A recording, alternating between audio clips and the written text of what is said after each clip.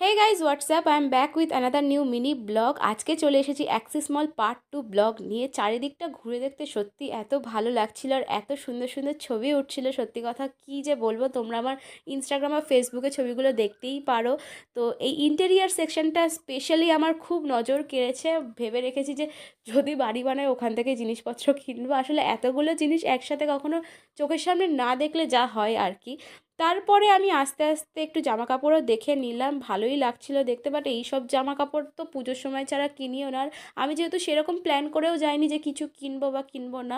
আর খুব একটা যে আমার পছন্দ হয়েছে বা নজর কেড়েছে নিতেই হবে এইরকম কারোর প্রতি আসেনি।